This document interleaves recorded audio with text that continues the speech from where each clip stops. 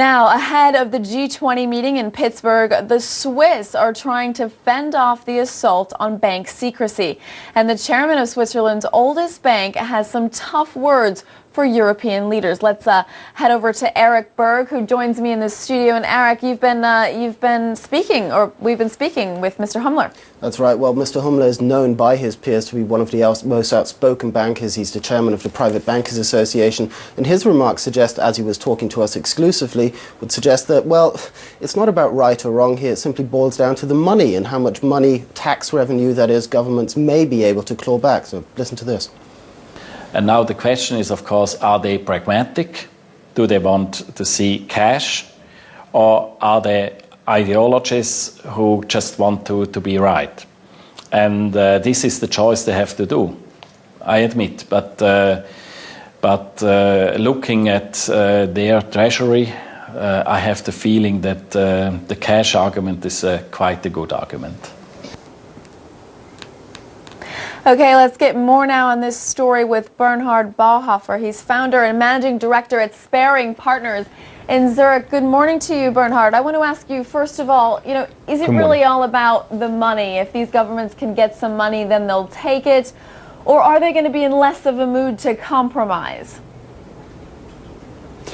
Well, first of all, I think the governments are in dire straits, eagerly looking for new funds to balance their budget deficits, that's for sure. Money issue is key, but I think the discussion is more on a meta level about ethics in banking, about a fair distribution of wealth and tax burden. So I think it's not all about money.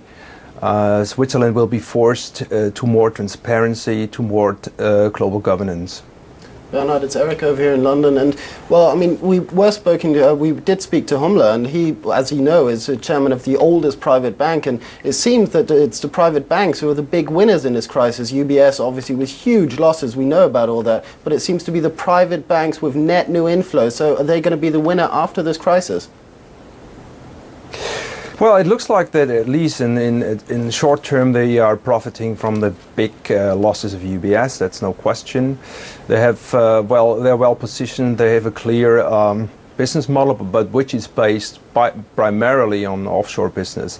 It much depends on the G20 summit, on the global leaders.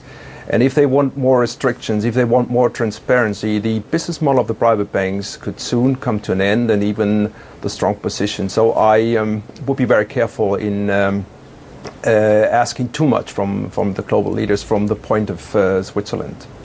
Well, I mean, doesn't it also boil down to everybody's talking about regulation, imposing regulation, monster bonuses, let's claw some of those back.